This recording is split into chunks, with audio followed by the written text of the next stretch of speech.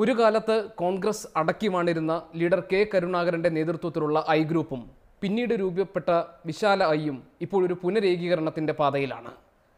കരുണാകരനെ രാജിവെപ്പിച്ച് താഴെ ഇറക്കാൻ ഇടയാക്കിയ ചാരക്കേസ് അന്വേഷിച്ച ഉദ്യോഗസ്ഥർക്കെതിരെ നടപടി വേണം എന്ന കെ മുരളീധരന്റെ ശക്തമായ ആവശ്യം ഈ പുനരേകീകരണത്തിനുള്ള പ്രതിധ്വനിയായാണ് വിലയിരുത്തപ്പെടുന്നത്. ഈ പശ്ചാത്തലത്തിലാണ് കോൺഗ്രസിന്റെ വർത്തമാനം പങ്കുവയ്ക്കാൻ ശ്രീ കെ മുരളീധരൻ MLA ഇന്ന് എന്നോടൊപ്പം വ്യൂ പോയിന്റിൽ എത്തിയിട്ടുള്ളത്. So welcome. ഈ കഴിഞ്ഞ വെള്ളിയാഴ്ച തിരുവനന്തപുരത്ത് ആഭ്യന്തരമന്ത്രി രമേശ് ചെന്നിത്തലയുടെ ഒരു സുഹൃത്തിൻ്റെ വീട്ടിൽ താങ്കളും ശ്രീമതി പത്മജ വേണുഗോപാലും ഉൾപ്പെടെ ഐ വിഭാഗത്തിലുള്ള എല്ലാവരും കൂടി ചേർന്ന് ഒരു യോഗത്തിൽ പങ്കെടുത്തുവെന്നും ആ യോഗത്തിൽ രമേശ് ചെന്നിത്തലയെ നേതാവായും താങ്കളെ വർക്കിംഗ് ചെയർമാനായും നിശ്ചയിച്ചുവെന്നുമാണ് കേൾക്കുന്നത്. ഇതിൽ സത്യമുണ്ടോ? ഇതിൽ വർക്കിംഗ് ചെയർമാൻ്റെ പ്രശ്നമൊന്നും ഉത്ഭവിക്കുന്നില്ല. ഈ സമാന ചിന്താഗതിക്കാരായിട്ടുള്ള ആളുകളെ ഒരുമിച്ച് ഇരുന്ന് കാര്യങ്ങൾ ചർച്ച ചെയ്യാറൊക്കെ ഉണ്ട്. അതൊരു തെറ്റൊന്നുമല്ല. നേരെ പക്ഷേ പഴയ ഗ്രൂപ്പ് സാഹചര്യത്തിൽ നിന്നും തികച്ചും വ്യത്യസ്തമായ ഒരു സാഹചര്യമാണ് ഇപ്പോഴുള്ളത്. ഒന്ന്, കോൺഗ്രസിനെ സംബന്ധിച്ച് അഖിലേന്ത്യാ തലത്തിൽ കുറേ ക്ഷീണം സംഭവിച്ച കാലമാണ്. കേരളത്തിലാണ് പാർട്ടിയും മുന്നണിയും ശക്തമായിട്ട് നിലനിൽക്കുന്നത്. മാത്രമല്ല, അടുത്ത തെരഞ്ഞെടുപ്പിൽ ഒരു തിരിച്ചുവരവിനുള്ള സാധ്യത കേരളത്തിലുണ്ട്. അതിനെ തടസ്സപ്പെടുത്തുന്ന ഒരു പ്രവർത്തനങ്ങളും കോൺഗ്രസിൻ്റെ ഒരു ഭാഗത്തുനിന്നും ഉണ്ടാവില്ല. എന്നാൽ സ്വാഭാവികമായിട്ട് ഈ സംഘടനാ ഇലക്ഷനൊക്കെ വരുമ്പോൾ എല്ലാവർക്കും മത്സരിക്കാൻ അവകാശമുള്ള ഒരു രീതിയാണ് ഇപ്പോൾ ഹൈക്കമാൻഡ് അവലംബിച്ചിട്ടുള്ളത്. കാരണം കോൺഗ്രസിനെ സംബന്ധിച്ചൊരു പരാതി കോൺഗ്രസ്സിൽ ജനാധിപത്യം ഇല്ല എന്നാണ്. അത് ശരിയല്ല. കോൺഗ്രസ്സിൽ ജനാധിപത്യമുണ്ട്. അത് പ്രൂവ് ചെയ്യുന്നൊരു ഇലക്ഷനായിരിക്കും അടുത്ത സംഘടനാ ഇലക്ഷൻ. സ്വാഭാവികമായിട്ട് അതിലൊക്കെ വിജയിക്കാനും ഒക്കെ പല ഭാഗത്തും ശ്രമങ്ങളുണ്ടാവും. അപ്പോൾ അങ്ങനെ സമാന ചിന്താഗതിക്കാരായിട്ടുള്ള ഞങ്ങളൊക്കെ ഒരുമിച്ച് ഇങ്ങനെ കൂടിയിരുന്ന കാര്യങ്ങൾ ചർച്ച ചെയ്യാറുണ്ട്. പക്ഷേ ഒരു കാര്യത്തിൽ എല്ലാവർക്കും നിർബന്ധമുണ്ട്. അത് ഒരു എന്താ പറയേണ്ടത്, അത് തെരുവിലേക്ക് പോകാനോ UDFൻ്റെ അടുത്ത തെരഞ്ഞെടുപ്പിൻ്റെ സാധ്യതകളെ ബാധിക്കാനോ പാടില്ല. സമാന ചിന്താഗതിക്കാരായവരുടെ കൂടിയാലോചനയെ ഞാനൊരു ഐ ഗ്രൂപ്പ് യോഗം എന്ന് വിശേഷിപ്പിക്കട്ടെ. പിന്നെ വയലാർ രവിയും അജയ് തറയിലും എല്ലാം നേതൃത്വം കൊടുക്കുന്ന 4ാം ഗ്രൂപ്പ് കൂടി ഐ ഗ്രൂപ്പിൻ്റെ ഭാഗമാകാൻ പോകുന്നു എന്ന വാർത്തയുമുണ്ട്. ഇതിനെ ഒരു ഐ ഗ്രൂപ്പ് യോഗം എന്ന് പറയുന്നത് തെറ്റുണ്ടോ? അല്ല, ഇത് ഞാൻ പറയും, ഇതൊരു യുദ്ധപ്രഖ്യാപനമൊന്നുമല്ല. സംഘടനാ ഇലക്ഷൻ വരുമ്പോൾ സ്വാഭാവികമായിട്ടും എല്ലാവരും ഞാൻ പറഞ്ഞല്ലോ സമാന ചിന്താഗതിക്കാരെന്ന് പറയുമ്പോൾ മുമ്പ് 92 ഇലക്ഷൻ നടന്ന സാഹചര്യമായിട്ട് തികച്ചും വ്യത്യസ്തമാണ് ഇത്തവണ. കാരണം അന്ന് ദൗർഭാഗ്യവശാൽ അത് പരിധിക്കപ്പുറം പോയി. ഇത്തവണ ഒരിക്കലും പരിധി വിടാത്ത രീതിയിൽ നല്ല ഒരു അന്തരീക്ഷത്തിൽ സംഘടനാ ഇലക്ഷൻ നടത്തണം എന്നാണ് എല്ലാവരും തീരുമാനിച്ചിട്ടുള്ളത്. അപ്പോൾ അതിൻ്റെ കാര്യങ്ങൾ ചർച്ച ചെയ്യാനിങ്ങനെ പലരും കൂടി ചേർന്ന് സംസാരിക്കും. അതിപ്പോൾ നാളെ ഒരു സമന്വയത്തിൻ്റെ പാതയാണ് വേണ്ടതെങ്കിൽ കോൺഗ്രസ്സിലെ എല്ലാ സീനിയർ ലീഡേഴ്സും ഇരുന്ന് ആലോചിക്കും. അതുകൊണ്ട് ഈ പഴയതുപോലെ ഒരിക്കലും ഒരു ഗ്രൂപ്പ് യുദ്ധം ഉണ്ടാവില്ല. എന്നാൽ കോൺഗ്രസ് എല്ലാ കാലത്തും ഗ്രൂപ്പ് ഉണ്ടായിട്ടുണ്ട്. ഇന്നലെ ഉണ്ടായിരുന്നു, ഇന്നുണ്ട്, നാളെ ഉണ്ടാവും. ഈ പുനഃസംഘടന എന്ന ഒരൊറ്റ പ്രശ്നത്തിൻ്റെ പുറത്താണോ നിങ്ങൾ എല്ലാവരും ഒരുമിച്ചിരിക്കാൻ തീരുമാനിച്ചത്? അതല്ല, സംഘടനാ ഇലക്ഷൻ എന്നുള്ളൊരു ഇത് മാത്രമാണ് ഇന്നും ഞങ്ങളുടെ മുമ്പിലുള്ളത്. സംഘടന അല്ലാത്ത കാര്യത്തിൽ എന്തിനാണ് ഒരു അഭിപ്രായ വ്യത്യാസത്തിന് ഇപ്പോൾ പ്രസക്തിയില്ലല്ലോ. ഗവൺമെൻറ്റിനെ കുറിച്ച് എല്ലാവരും കൂട്ടായിട്ടുള്ള തീരുമാനമാണ് എടുക്കുന്നത്. ഗവൺമെൻറ്റിൽ എല്ലാവരും ഉണ്ട്. ഉമ്മൻചാണ്ടി നേതൃത്വത്തിൽ നൽകുന്ന ഗവൺമെൻറ്റിലെ ആഭ്യന്തരമന്ത്രി രമേശ് ചെന്നിത്തലയാണ്. അതുകൊണ്ട് ഗവൺമെൻറ്റിൻ്റെ കാര്യത്തിലൊന്നും ഒരു അഭിപ്രായ വ്യത്യാസങ്ങളില്ല. എല്ലാം ചർച്ച ചെയ്തിട്ടാണ് തീരുമാനം. 91 ഐ ഗ്രൂപ്പിൻ്റെ നേതൃത്വത്തിൽ കെ മുരളീധരൻ ഉണ്ടായിരുന്നപ്പോൾ താങ്കൾ പറഞ്ഞൊരു പ്രശസ്തമായ വാചകമുണ്ട്. ഗാലറിയിൽ ഇരുന്ന് കളി കണ്ടവരെല്ലാം ഇപ്പോൾ കളിക്കളത്തിലിറങ്ങി കളിക്കാൻ തുടങ്ങിയിരിക്കുന്നുവെന്ന്. ആ സ്ഥിതിവിശേഷം ഇപ്പോഴുണ്ടോ? അങ്ങനെ ഒരു സ്ഥിതിവിശേഷം ഉണ്ടാവില്ല. കാരണം മറ്റൊന്നുമല്ല, അങ്ങനെ ഒരു എന്താ പറയേണ്ടത്, അങ്ങനെ ഒരു പോരടി താങ്ങാനുള്ള ആരോഗ്യം കോൺഗ്രസ്സിന് ഇന്ന് മൊത്തത്തിലില്ല. അന്നത്തെ കാലത്ത് ഒരു വ്യത്യാസം ഉണ്ടായിരുന്നു. അന്ന് കേന്ദ്രവും കോൺഗ്രസ് ആയിരുന്നു, സംസ്ഥാനം UDF ആയിരുന്നു. പക്ഷേ ഇന്ന് അങ്ങനെയല്ല സ്ഥിതി. ഇന്ന് കേന്ദ്രത്തിൽ, അതായത് ഇപ്പോൾ മോഡിയുടെ നേതൃത്വത്തിൽ കോൺഗ്രസ്സിനെ അതിശക്തമായിട്ടുള്ള വെല്ലുവിളി ഉയർത്തിക്കൊണ്ട് കേന്ദ്ര ഗവൺമെൻറ് ഇപ്പോൾ മുന്നോട്ട് പോവുകയാണ്. അങ്ങനെ ഒരു സാഹചര്യത്തിൽ കേരളത്തിലെങ്കിലും പാർട്ടി ശക്തിപ്പെട്ട് നാളെ ഭാരതത്തിൽ ഒരു തിരിച്ചുവരവിന് സാഹചര്യം ഉണ്ടാകുമ്പോൾ അതിൻ്റെ ഒരു അടിത്തറയായി കേരളം മാറണം എന്നാണ് ഞങ്ങൾ. വാർഡ് തലം മുതൽ മേലെ കമ്മിറ്റി വരെയുള്ള പുനഃസംഘടന നടത്തുമെന്നതായിരുന്നു VM സുധീരൻ അധ്യക്ഷ സ്ഥാനത്ത് വന്നപ്പോൾ നൽകിയ വാഗ്ദാനം. പക്ഷേ ബൂത്ത് തലത്തിൽ തെരഞ്ഞെടുപ്പ് നടന്നപ്പോൾ മുതൽ ഈ ഗ്രൂപ്പ് പ്രശ്നങ്ങൾ തന്നെയല്ലേ ഈ പുനഃസംഘടനയെ അല്ലെങ്കിൽ തെരഞ്ഞെടുപ്പിനെ തടസ്സപ്പെടുത്തിയത്? ഇത് ശരിക്കും അട്ടിമറിക്കപ്പെടുകയായിരുന്നില്ലേ? ഒരിക്കലും അട്ടിമറിക്കുകയായിരുന്നില്ല. കാരണം ബൂത്ത് ഇലക്ഷൻ ഒരുമിച്ച് നടന്നല്ലോ. അതായത് 21,000 ശിഷ്ടം ബൂത്തുകളുണ്ട് കോൺഗ്രസ്സിന് കേരളത്തിൽ. അതിൽ 19,000-ഓളം ബൂത്തുകളിൽ ഒരു ദിവസം തന്നെ ഇലക്ഷൻ നടന്നു.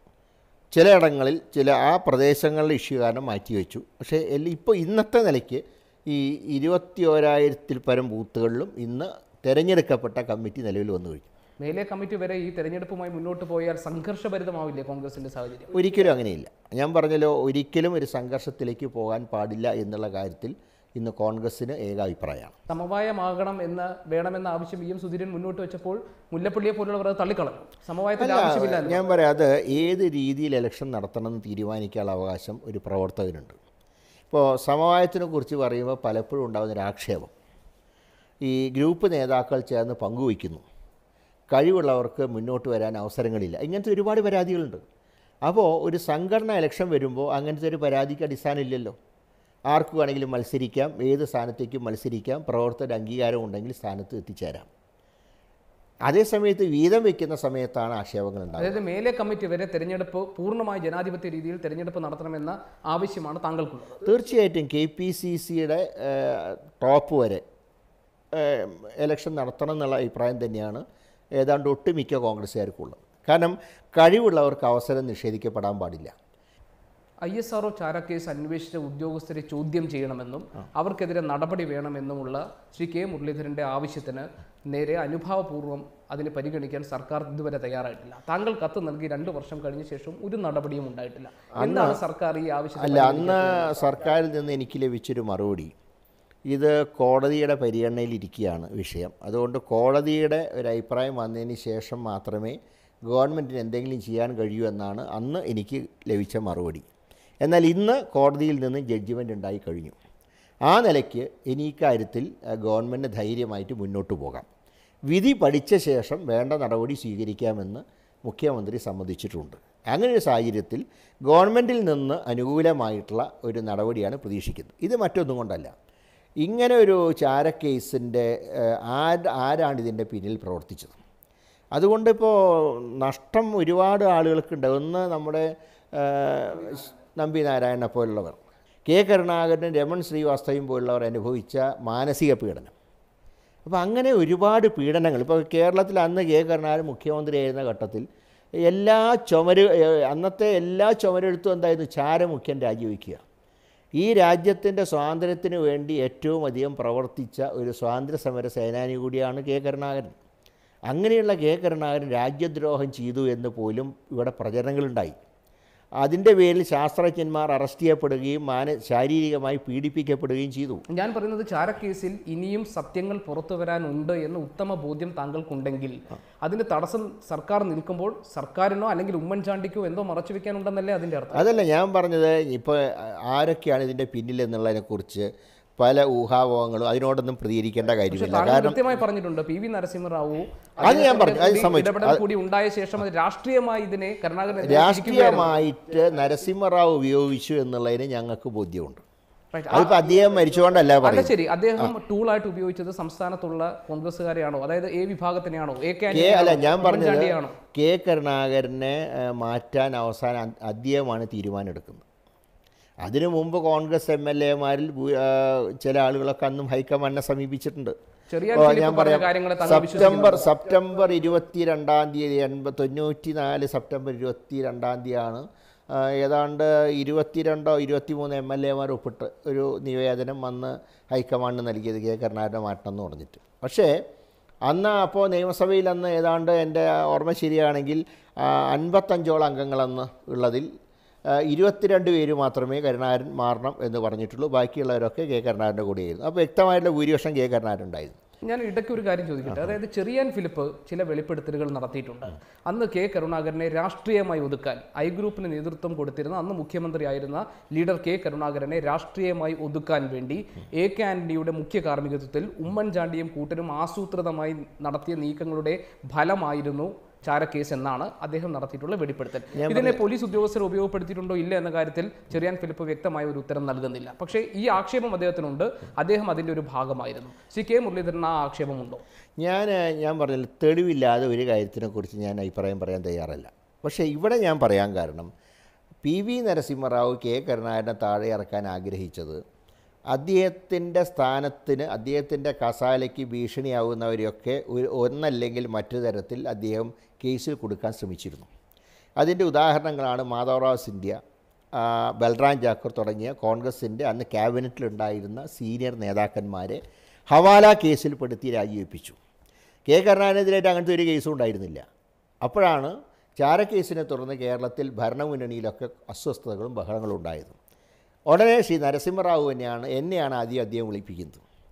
അതുകൊണ്ടാണ് ഞാൻ പറയുന്നത് നരസിംഹറാവിന് പങ്കുണ്ട് എന്ന് ഞാൻ പറയാൻ കാരണം, ഇങ്ങനെ ചില ഒപ്പുശേഖരണങ്ങളൊക്കെ നടത്തിയ വിവരം ഞാൻ അദ്ദേഹത്തിൻ്റെ ശ്രദ്ധയിൽപ്പെടുത്തിയപ്പോൾ കരുണാകരനിൽ എനിക്ക് പൂർണ്ണ വിശ്വാസമുണ്ട് എന്നാണ് അദ്ദേഹം എന്നോട് പറഞ്ഞത്. ആ വ്യക്തി ഒരു മാസം കഴിഞ്ഞപ്പോഴേക്കും വിളിച്ച് ഇങ്ങനെ അവിടെ ചില കുഴപ്പങ്ങളുണ്ട്, അദ്ദേഹം തൽക്കാലം രാജിവെച്ച് ഡൽഹിക്ക് വരട്ടെ, ബാക്കി കാര്യങ്ങളൊക്കെ ഇവിടെ വന്ന് സംസാരിക്കാം, അത് അച്ഛനോട് പറയണം എന്ന് ഒരു ദിവസം സഭാ സമ്മേളനം നടന്നുകൊണ്ടിരിക്കുമ്പോഴാണ് മൂപ്പനാരെ എൻ്റെ അടുത്തേക്ക് അയക്കുന്നത്. GK മൂപ്പനാരാണ് എന്നോടൊന്ന് പറഞ്ഞത്, ഇങ്ങനെ പ്രൈം മിനിസ്റ്റർക്ക് ഒരു ഒപ്പീനിയൻ ഉണ്ട്, അദ്ദേഹം രാജിവെക്കുകയാണ് നല്ലത്, ഏതായാലും ഇന്ന് രാത്രി തന്നെ പ്രൈം മിനിസ്റ്ററെ കാണണമെന്ന് പറഞ്ഞു. ഞാൻ തനിച്ചല്ല പോയത്. ഇന്നത്തെ ആഭ്യന്തരമന്ത്രി രമേശ് ചെന്നിത്തല, PC ചാക്കോ, S കൃഷ്ണകുമാർ, സാവിത്രി ലക്ഷ്മണൻ, അതായത് അന്നത്തെ വിഭാഗത്തിലുണ്ടായിരുന്ന MP മാരോടൊപ്പമാണ് ഞാൻ പോയത്. അവിടെ വെച്ചിട്ടാണ് നരസിംഹറാവു പറയുന്നത് രാജിവെക്കണം, രാജിവെച്ച് ബാക്കി കാര്യങ്ങൾ നമുക്ക് തീരുമാനിക്കാം. രാജിവെച്ച് കഴിഞ്ഞാൽ കെ കരുണാകരനെ കേന്ദ്ര മന്ത്രിസഭയിൽ ഉൾപ്പെടുത്തുന്നത് 1.5 മാസം അദ്ദേഹത്തിനെ പുറത്ത് നിർത്തിക്കൊണ്ടാണ്. അപ്പോൾ അത് നരസിംഹറാവുവിന് ആ കാര്യത്തിൽ പങ്കുണ്ട് എന്ന് നേരിട്ട് ബോധ്യമുള്ളതുകൊണ്ടാണ് ഞാൻ നരസിംഹറാവിൻ്റെ പേര്. പക്ഷേ സംസ്ഥാനത്തെ കോൺഗ്രസ് നേതാക്കളെ ഒന്നും ഇതിൻ്റെ ഒരു ടൂളാക്കാൻ നരസിംഹറാവു ശ്രമിച്ചില്ല. അതില്ലെങ്കിൽ താങ്കൾക്ക് അങ്ങനെ ബോധ്യമില്ല? അതിന് നമുക്ക് തെളിവില്ലാണ്ട് പറയരുതല്ലോ. താങ്കൾക്ക് സംശയമുണ്ടോ? ഞാനൊന്നും അതിനെക്കുറിച്ചൊന്നും പറയുന്നില്ല. ഞാൻ ഈ പറയുന്ന കാര്യം, ഈ 3 ഉദ്യോഗസ്ഥന്മാർ കേസ് അന്വേഷിച്ച